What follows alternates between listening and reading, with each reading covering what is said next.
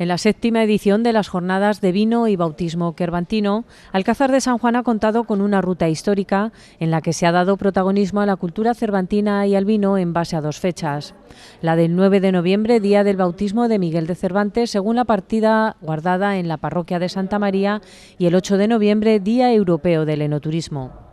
Bueno, esta es una ruta que se diseñó hace ya unas cuantas jornadas, hace unos años, y que en general ha tenido muy buena aceptación.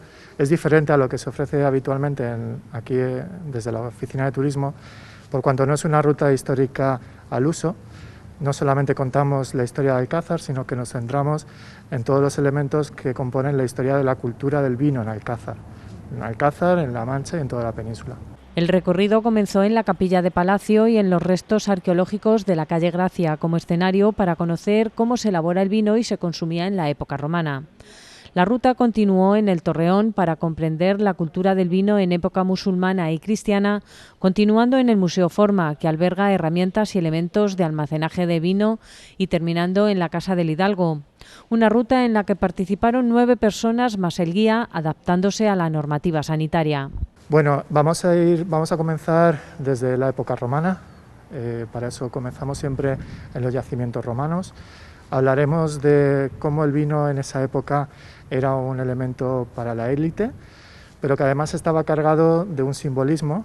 De hecho, tenían un dios, los romanos, dedicado precisamente al vino, el dios Baco.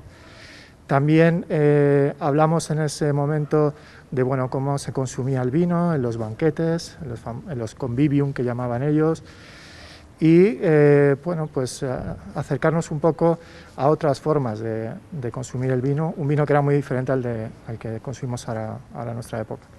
Después damos un pequeño salto en el tiempo, nos acercamos a la época musulmana.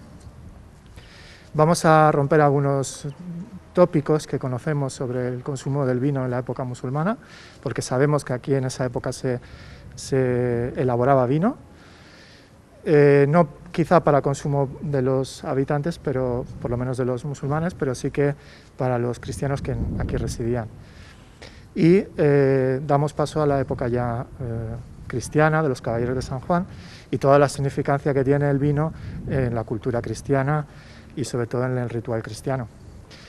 Para eso nos adentramos en el Torreón y hablamos las facetas que tienen los caballeros de San Juan, las múltiples facetas, y cómo se ajustaba el consumo del vino a cada una de ellas. Por ejemplo, eran guerreros y los guerreros tomaban mucho vino para tener un gran aporte calórico de cara a la batalla.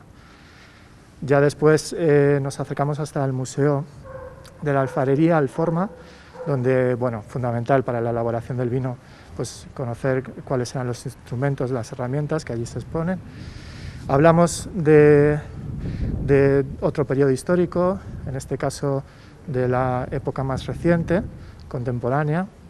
Hablamos de lo que supuso el vino para Alcázar y para La Mancha en general. Y también del ferrocarril, como no, que van relacionados. Y termina la visita en la Casa del Hidalgo, donde hablaremos de vino, de Cervantes, de Quijote y en general de la época moderna. La ruta ha utilizado los escenarios naturales de la ciudad para explicar a los asistentes cómo se consumía el vino y su tratamiento en las diferentes épocas históricas. Primero, que los vinos de esa época eran vinos con mucha graduación, eran vinos muy potentes, que no se podían consumir directamente en muchos casos, había que diluirlos en agua, en miel. También en eso influía, en tener que diluirlos, el hecho de que no tenían métodos de conservación apropiados o suficientes y el vino se avinagraba muy rápidamente. La programación de las jornadas terminará el lunes con el acto oficial de la incorporación de Alcázar de San Juan en la red de ciudades cervantinas a las 5:30 de la tarde y la conferencia La firma de Cervantes de José Caballo Núñez a las 6:30, ambos actos en el Museo Casa del Hidalgo.